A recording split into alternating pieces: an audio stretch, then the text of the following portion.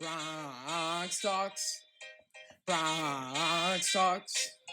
Bronx talks. Bronx talks. Bronx for talks. News, interviews, hot takes. Bronx talks. Bronx talks. Bronx talks. Welcome back, everyone, to Bronx talks. Hope you had a wonderful Christmas with your family. We're currently filming this on New Year's Eve. Got a ton of stuff we're going to talk about this episode. Please. Now, usually I don't require anything because it's not a homework assignment, but I'm giving you one. First time. Drop a like on this video. This took so long to set up these mics that we got for you to better the podcast. Christian, tell them about it. Okay. We got these mics. Got them for Christmas. We were obviously super excited. We also got some other good stuff that we'll get into later. I was super psyched. I tested it out a few days before Christmas, just to make sure everything was okay, and it seemed all good. I was pretty happy. So Ryan is actually right in the other room. I know we're on a Zoom, but he's right next to me. So we got to my house. We go to set it up, and a bunch of issues arose. Probably took, what do you think, hour, 30 minutes? Yeah. And it wasn't just an hour, 30 minutes of like waiting. It was constant struggle. And now I'm hungry too. I need to eat some. Yeah, I'm even a little hungry too. So maybe we'll do it during the podcast. It was rough, very rough, but we got it done. I guess that's what matters. Ryan, what are we doing today? Well, first off, Christian, how are you doing today? Not good. We just had to set that up for like an hour. Well, today we got a ton of topics to talk about. A little bit of news broke over the week. First off, some of the topics today we're going to be discussing Matt Chapman. Can he play shortstop? Maybe dive in a little bit of Matt Olson too. What to expect from Luis Severino this season? Ton of injuries last couple of years. What are we going to get at him this year? What team will cause problems for the Yankees this year? What will get in their way of potentially them hoisting up the World Series trophy at the end of the season? And finally, we'll talk about our Yankees Christmas haul, what we got, talk to you about that. Maybe you already see something right there. Oh, my shirt. Not saying too much yet. But, yeah, first off, quick little things of the week. Christmas was good. Cowboys won again, 56-14. So that's good. Christian was on vacation, but that's for another story, right, Christian? So should we dive? Much that happened. It's just a regular vacation. Yeah, it's fun. And you're gonna be seeing when you're watching this a new intro cutscenes. I hope you enjoyed it. Yeah, we're gonna we haven't filmed it yet, but after the podcast, we're gonna do it. Yeah, maybe we'll have the DoorDash worker that delivers our food in it. It'll be kind of an inside joke that only you guys will know. The fans don't care about this. All right. Topic 1. What? Matt Chapman. Matt Chapman. I'm assuming his first name's Matt. Now, he said, Matt Chapman is the third baseman currently for the Oakland Athletics. Really good third baseman, essentially. He definitely can flash the leather. A news broke over the week. Buster Only was on the Michael K show sometime this week. I forget what day it was, but check out that show if you're into the Yankees. Don, Peter, and Michael always never seem to let us down. But Buster Only reported that the Yankees have talked internally, which means within themselves, within the organization, on potentially Matt Chapman playing shortstop. And this has kind of caught everyone off guard, I'd say. I mean, no one really expected. Some people thought we could trade for Matt Chapman plug him in at third base, kind of taking Urshela's spot, and then, possibly Urshela moving to short. But so no one really, I don't think anyone really expected it to be the other way around.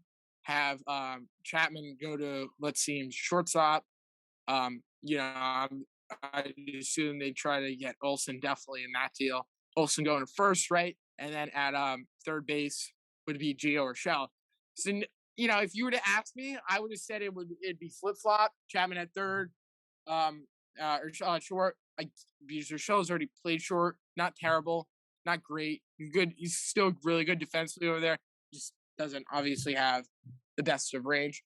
But um, I guess they really are heart set on Urshela playing third. I mean, rightfully so. He's one of the best in the league over there at the hot corner. So interesting, very interesting. Christian, what's your take on that? Could we see Matt Chapman playing short? We definitely could, but I don't want him. Um, I would like Matt Chapman, but not as their shortstop. I'm happy that they're talking with the A's and they're interested because that's a good sign. Because I think we definitely need Matt Olson. But I mean, you already learned it from Gleyber Torres. You can't just move guys around. This isn't Little League. Like, they've grown up playing a certain position. You can't just move guys around the diamond. And I get he's a really good third baseman. Third base is so different than shortstop. The thought that we could be making the same mistake that we did with Torres is crazy. We need a real shortstop. That's what I think. Yeah, I mean, usually it's the other way around, right? I mean, you usually sometimes see shortstop moving over to third base. It's usually not the other way around. I mean, A-Rod was shortstop his whole career, went to the Yankees. Jeter's obviously has his place set in short, so you move over to third base. Actually, a phenomenal third baseman there. The Yankees for quite some time. He can really get it done. But I mean, shortstop is a completely different position. So usually don't see that. I really do dislike the Yankees' philosophy. One thing that bothers me, just moving guys all over. Um, I mean, sometimes you have to do it, and it's always good when you're looking for value in a player that they're able to play multiple positions, right? For depth reasons. But you gotta take the grain of salt in the sense you can't like constantly move guys around. Not every guy is the DJ LeMay. You know what I mean? Like just because they can possibly play the position doesn't mean that that's where they should be full time. But I think you know I don't know how much the Yankees are looking at Matt Chapman to play shortstop. I think it could just been something that's gotten brought up, right? But I mean, if you think about what options do the Yankees really have at shortstop? Not many, right? Well, I mean, we go into that real quick. Correa and Story still on the table. And I think Story's more likely. But if you don't want to pay Correa that much, Story's obviously going to be a lot cheaper. And then you have your lesser named guys, like Iser kind of for Lifa from the Rangers. You have Andrelton Simmons. You have Volpe, Peraza, the other young guys. So you have options other than Matt Chapman. You don't need to play him at short. So don't get Matt Chapman to be your shortstop. That's what I would say. If you want to do a package deal, get Matt Olson and Matt Chapman. Sure, do that. But then Urshela is not playing third. Matt Chapman is. He can't be your shortstop. Cashman's got to know that. Yeah. I, I, it kind of caught me off guard in the sense I don't know. Like in my mind, I feel like Urshela's already played that position at shortstop. He'd probably be better, but what I think they're thinking is Urshela's like. Yeah, and Urshela's not a solution to shortstop either. He doesn't have much range. So they don't have a ton of options. So I think they're, rightfully so, exploring all of them, and this could just be that. And, if so, either way, Cashman gets credit for doing that. But they certainly, they got the lockout. They got time, think things over in a sense. And it's interesting to see what will happen at shortstop. They obviously, looking at a lot of guys, and I don't think there's a clear cut favorite. Yeah, I didn't even think anyone's ahead of anyone else. I'd say they're all kind of at the starting point, ready to start the race, right? And no one's started yet. They're all even. And if the race has started, they're all neck and neck. No one's emerged as a favorite. I mean, listen, Christian, I would not be shocked if Anderson Simmons starts opening day. I would not be shocked if Carlos Perez starts opening day. Like um that's just how out of it we are right now. And it's interesting to see. Quick stuff, Matt Chapman, third baseman, bats right, throws right. He last season 111 hits, 27 home runs. Batting average not good, 210. Career 243. Hitter, he's 6 feet, 215 pounds. But the home runs have been pretty solid. Yeah, and he had some crazy stat. They said it on the Yankee game when they were playing the A's. He had, I don't know, maybe it was like 50 games without an error or something like that. It was crazy. He's an elite defender. 2019 hit 36 home runs. He's pretty good. Yeah, He's better than Urshela. average. Not really, but I take the homers. But Yeah, and it's good that the Yankees are talking with the A's because I mean, the A's have so many good pieces for the Yankees. Their starting pitching is so good. They have Olsen, Chapman. I mean, Tony Kemp. We even talked about him before. Oakland has so many good pieces for the Yankees, and they're looking to give away guys. So, I think Oakland should be the number one target for the Yankees to trade with them this year. And I think they will. I'd be very surprised if the Yankees walk away this offseason without trading with Oakland. Whether it's Olsen, Chapman, whoever. Well, I think there's no way they get Chapman without Olsen. I'm telling you right now. You think? I don't know. I don't think they go out and just get Matt Chapman. If they're getting Matt Chapman, it's in a package with Olsen. I don't see them. That doesn't really make much sense to me, at all.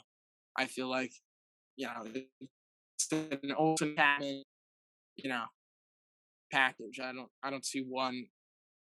Like maybe I could see Olsen going alone. I could definitely see that. But Matt Chapman. What about alone, Chapman and throwing a starter?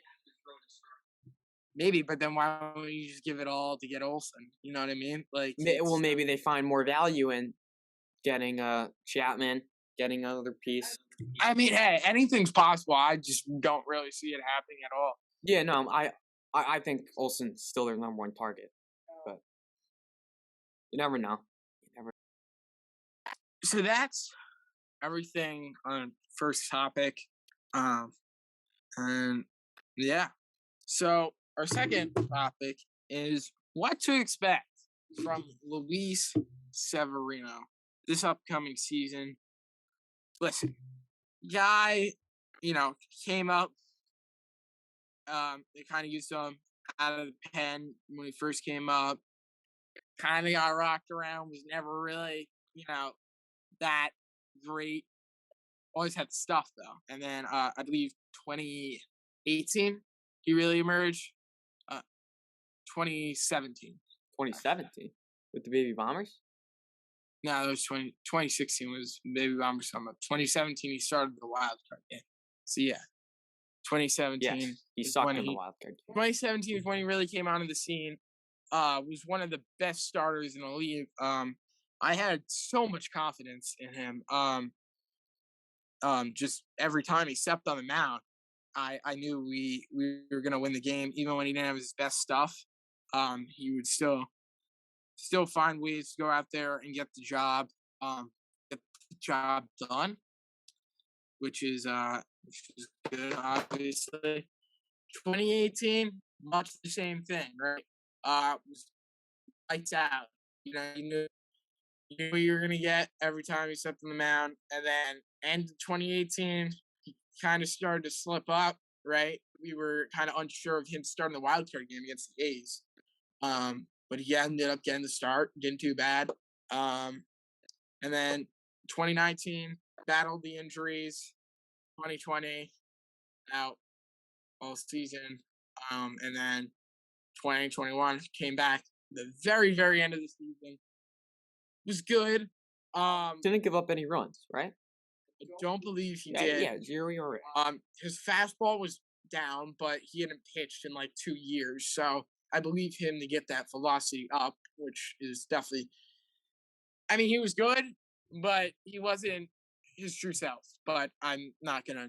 He had literally 2 weeks to pitch at the end of the season, so he came back the Rangers series in Yankee Stadium. So I assume he's training very hard, trying to get his fastball up. I think he's a free agent next season. He knows he has to go out and perform. He's a competitor, and I expect him to do just that. So yeah, looking at his ERA now, did not give up a run last year in 4 games. Gave up only 2 hits in 6 innings. So uh, 2019 only pitched 12 innings. He had a good postseason, though, right? He pitched in the postseason, didn't he? Yeah, he pitched like an inning. Only an inning in 2019 in the postseason. No, he pitched in this postseason. The wild card game. Yeah, no, I'm talking about 2019's postseason. Didn't he pitch? Maybe I don't. I think he had a pretty good postseason in 2019. Then after that, he got shut down. I don't know. I don't know if he played. He only pitched 12 innings in 2019. I believe he did. I think he's obviously a bit of a wild card, and I think he becomes a reliever this year. I think they're going to start him off and see if they could kind of stretch him out as a starter, and it's not going to work out, and then he'll find success in the bullpen. He's come out of the bullpen before, especially starting off his career. He's very good. But the innings, yeah, especially guys who, Chapman was once a starter. Guys that throw really hard, a lot of them can't maintain it throughout a whole game, especially after a big injury. So I think it would make more sense if they move him to the bullpen, kind of as a long relief guy like Nestor. Yeah, it's all obviously that, but yeah, he could definitely do it out of the pen. I expect him to be good. The only, obviously a lot of concerns, injuries really, really concern me. And the innings, this guy's pitched like basically like 2-3 years, so I like a decent amount of innings, solid amount. So they have to use him in ways. Definitely in spring training would be definitely what you really want to see what you can get out of him. Maybe you give him, you let him pitch 4 or 5 innings, few like maybe 2-3 times spring training, see what you get.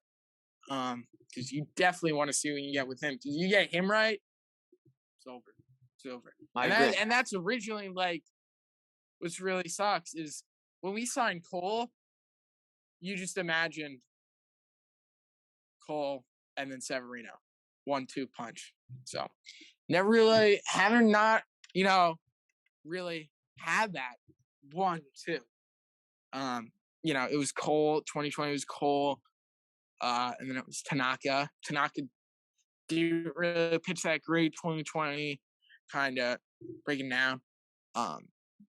So we'll see what we get. But they get him right, it's over. And I really think he'd have more value as a long relief guy. I've said this on the podcast before.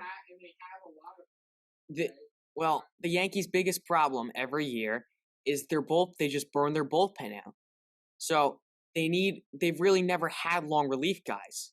So I think having him in the bullpen would even be better because you could save arms.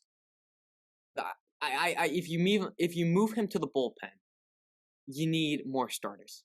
It's bottom line. So I don't know if that's the A's or scrub. The good news is whatever you do, you got depth on the rotation or the bullpen. So, and there's going to be injuries. Obviously, Tyone's already out the first month of the season. So, obviously, because he's an injury guy, and injury guys do what injury guys do. And that's get injured. I don't know how you get injured so often playing baseball, but it just seems to happen. So you just do it. I'm not a sports scientist. Yeah, that's it. They just get injured. It's amazing. Really is amazing. But yeah, whatever you do, I'm really intrigued to see what I get out of Sevy this year. I might buy a Sevy jersey. Turns out to be a great player for us. So now, transitioning into our third topic. What teams will cause problems for the Yankees this year?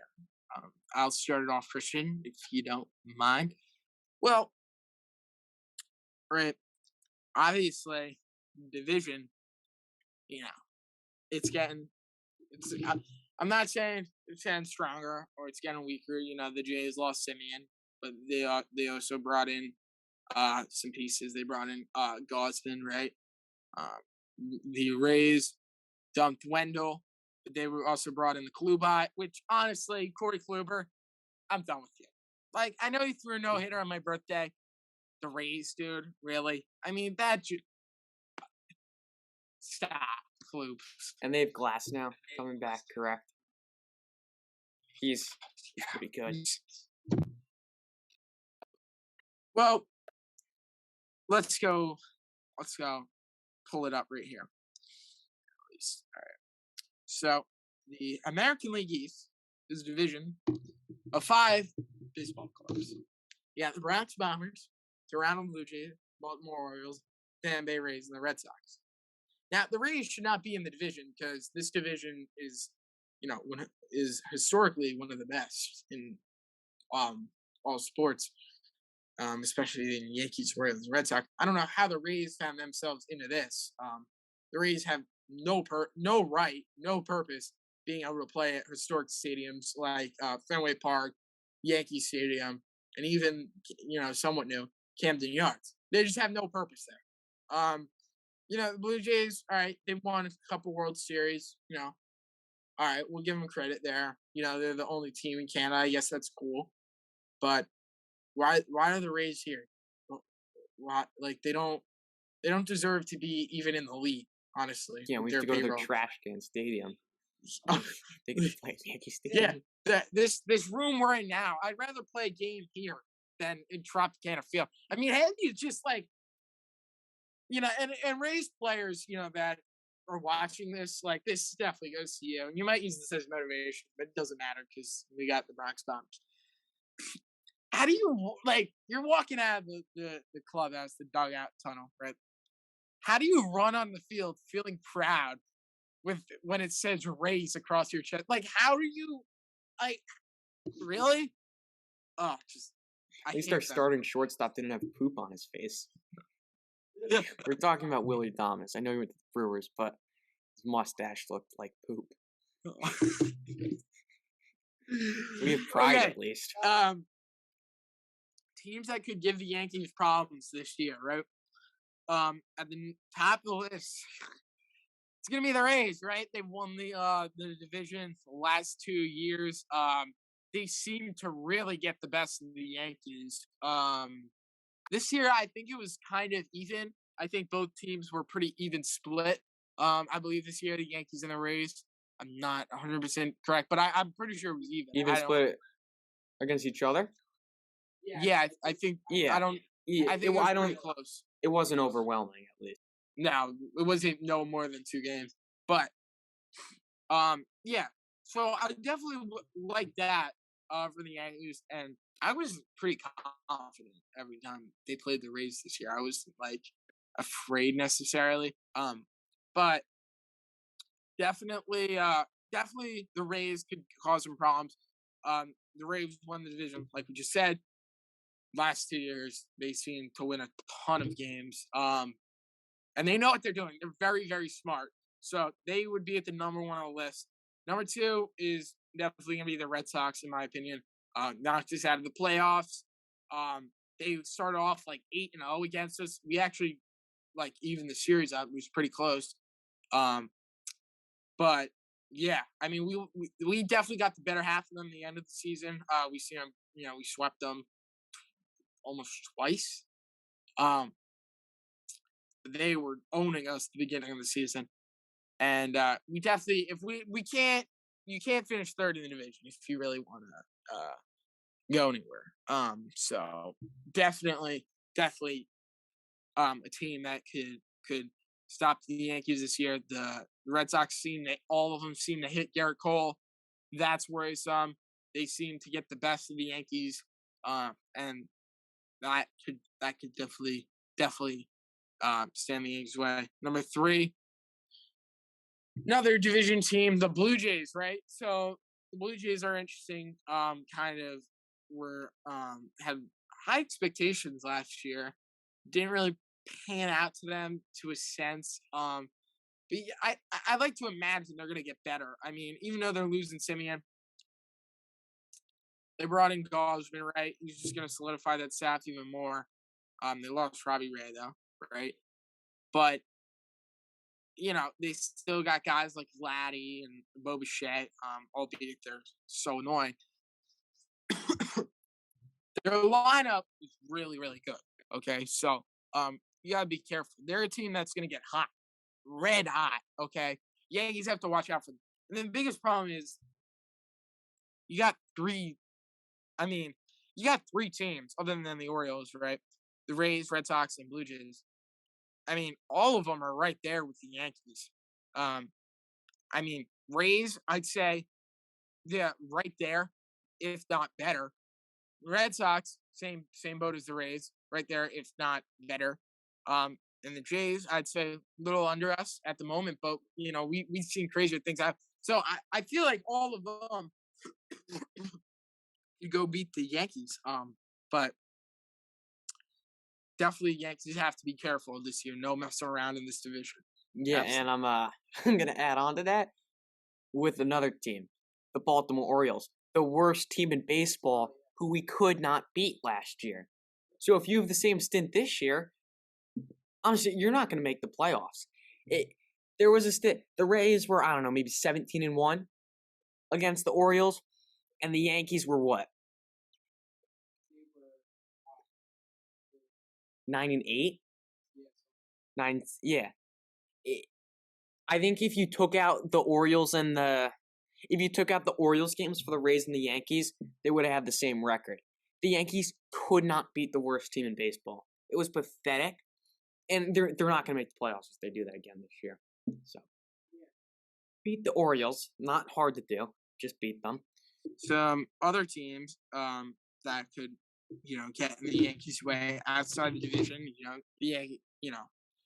If the Yankees are trying to get a wild card, right? In the worst sense, or if they're trying to get a higher seed, right, in the playoffs, right? Obviously, Houston comes to mind for me. Really important. You beat them in the head-to-head matches. The Astros, they're gonna win. They're gonna win a lot. Yeah, Verlander back. Yeah. He might be 40 years old, but he just pitches. Yeah, so he does. Definitely got to worry about them. I could see the Astros getting the number one seed and going back to the World Series. So you definitely they could they could do knock the Yankees out again. Although I think if the Yankees, albeit got their team together and they played Houston again, I think the Yankees finally find a way to win. That's just what my gut tells me. But they could definitely hurt the Yankees. Potentially knock them out of the playoffs. Obviously, another team, White Sox.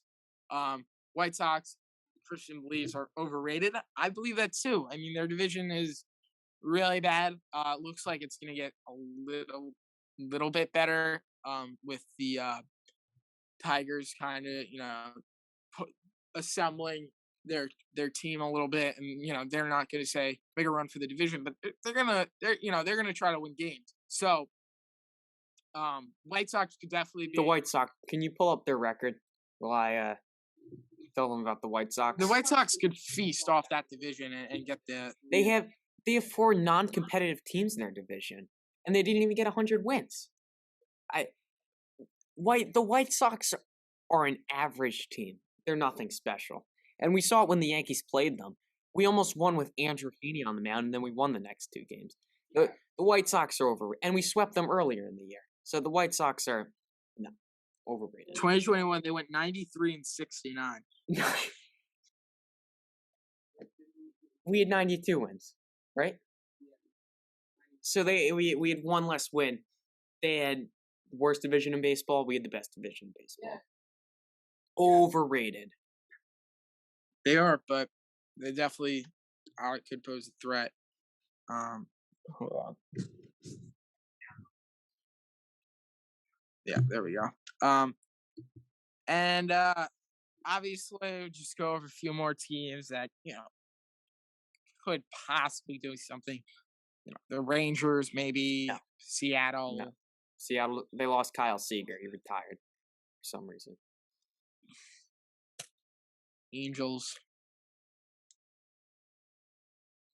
Angels count, yeah, because they have old Yankees, and the whole deal with old Yankees is they become gods when they leave the Yankees, so they might be good. And one team, not really. If we get to the World Series, teams in the National League, that could potentially hurt us. Dodgers, obviously. We've Braves. I lost mean, they're the going to be the season series to the Mets this year. defending champs. Yeah, the Mets aren't going to be good. We as baseball fans in the baseball community, the baseball world, we got to stop overhyping the Mets. I agree. It's every season. The Mets fans believe they're going to win the World Series every year. It's unbelievable. They're the most delusional fan base in sports because when you just handle losing that much, you gotta make something up in your mind. Which to is what we feel do as Yankee fans now. satisfied. Yeah, but we've actually won, so there's a big difference there. We got to stop overhyping the Mets. They're gonna do the same thing. All right, someone's gonna get hurt. They'll start off. As they always do, they'll be one of the best teams in baseball in April. We'll be like, oh, they're back. Yeah, and then someone's gonna get hurt in May, and then someone else is gonna get hurt in May, and then they're gonna stink. They're gonna absolutely stink for like 2 months. They'll be 500 going into August, and then August is my favorite month. As a Mets hater fan, is obviously not as a Yankee fan because the Yankees could be pooping too, but August is the worst time if you're a Mets fan because that's really like when your playoff chances just kind of start fading away because your team is You just start watching less and less games. losing. Yeah, they went on the West Coast last year. They went like what 2-11. They lost. I think they went like 0-7 against the Pirates right after the All-Star break. It was bad. Yeah. You don't want to be a Met fan.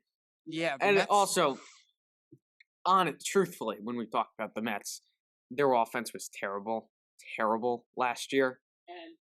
And you lost Javi Baez, and you're getting Starling Marte and Escobar. Marquette doesn't count. He's not good. He's going to be on your bench. They're not going to be. and someone's gonna get injured. Okay. Grom's going to have his annual meltdown. Yeah. I'm going to guess August. August, you think? What you think?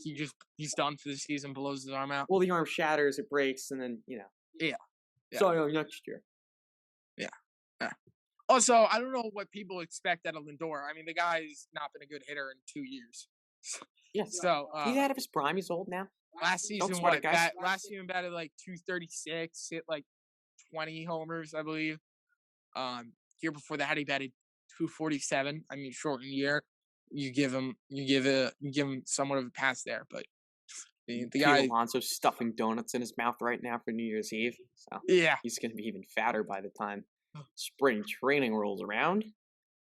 So annoying. That guy, so annoying. He's probably my most hated player on the Mets. Because he's delusional as well. Mets fans, we got this.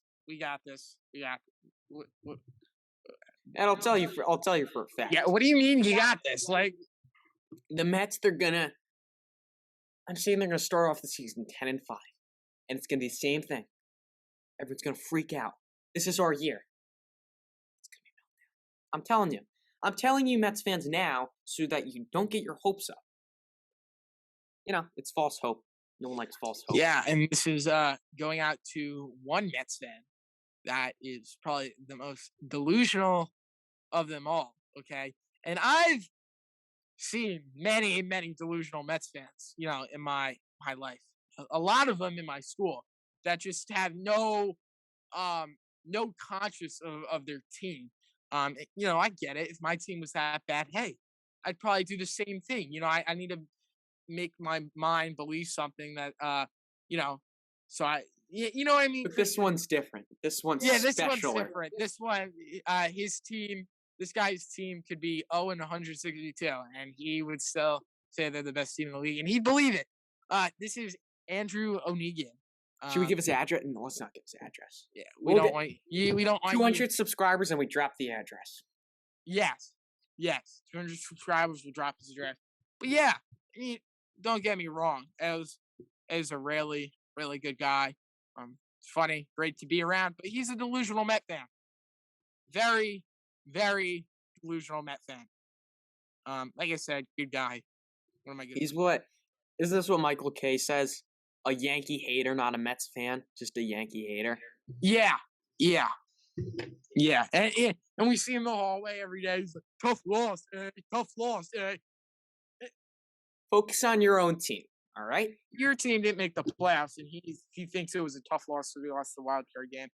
Also, if you follow us on Instagram, when I said I took a Mets fan phone, that was Ao's phone.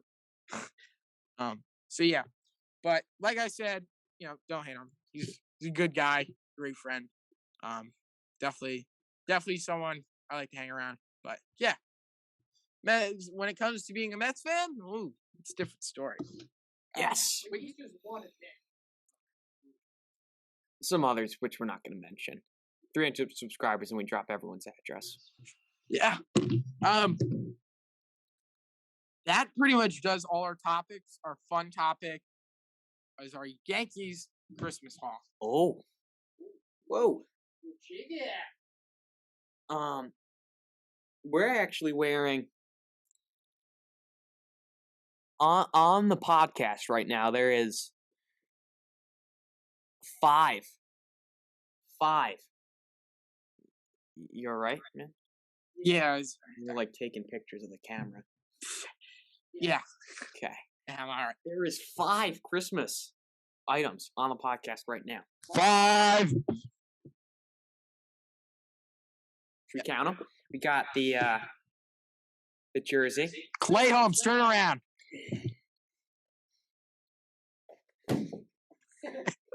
Holmes. They actually don't sell his jersey. My mom had to custom make one. Probably a little overpriced for a Clay Holmes jersey. But at least they got a jersey. That's pretty cool. Next item.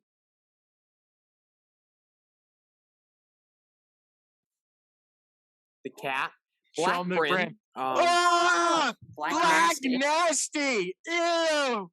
Black nasty. How you wearing a black nasty brim, bro? Oh my God, this kid. I tried telling him you can't go out of the house with a black nasty.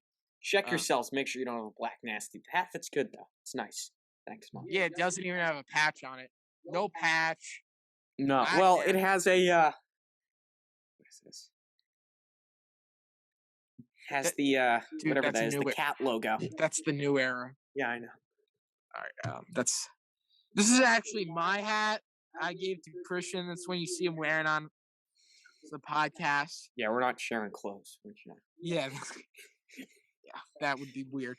Next present. Microphones. We didn't even talk about. Oh no, we did talk about this. Yeah. At the beginning. And then you want me to go next?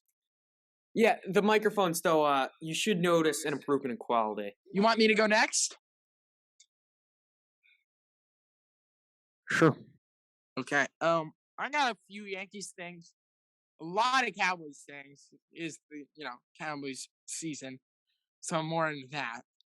But I got an Aaron Judge jersey. I got a nice Yankee sweatshirt, really cool, and I got a $50 gift card at Lids, right? And Lids is where I get all my hats, all the cool hats I know that you see me wear. Got the patches, brims, everything. I get all my hats usually at Lids. Hat Club's the best. I actually just bought a hat from Lids. It's really, really cool. But Lids is definitely where you want to go. Get your hats. Because Lids, it's nice. You just get a simple hat. But if you want like a pack, you got to go to Hat Club. You want the trendy, the best, you go to Hat Club. I have a few of my hats from Hat Club. That club is definitely really good. Yeah, So, sure. yeah. And there's one more big thing.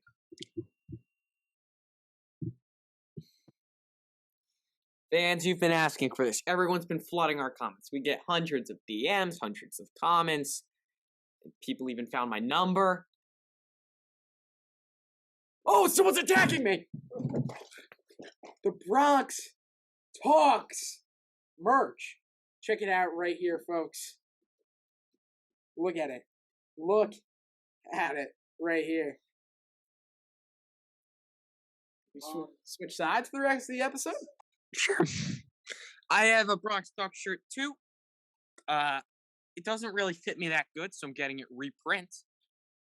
And yeah, it's merch, guys. And you can also use it as a mask. Yeah, that'll come in handy now. Or don't. That's your choice, fans. We have some more stuff on the way. We do. We might be doing some giveaways with the merch. We'll see. And we don't really know yet when we'll be dropping the merch, but we are working on it. We're trying to get merch. 500 subs and we drop the merch right now. 500. And the site goes live.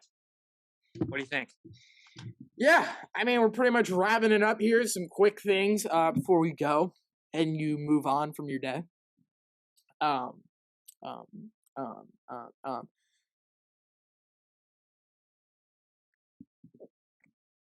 Sorry, I really needed to do that.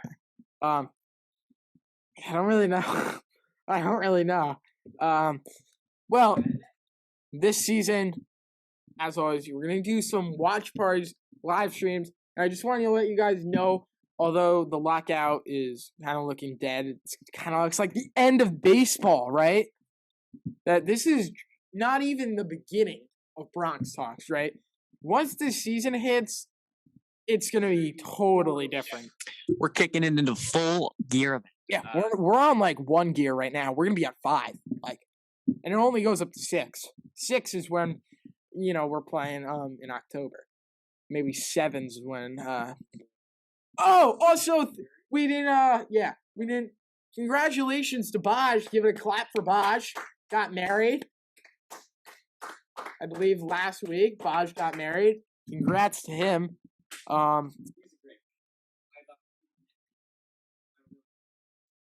Yeah, I hope also Judge gets married to the World Series ring too.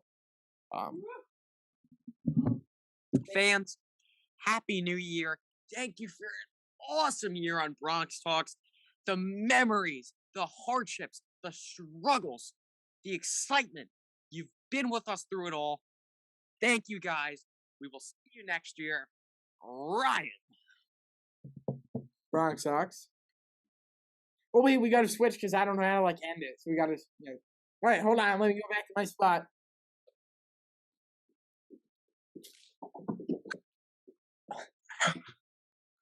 We're back, and as always, Bronx Talks. Keep talking.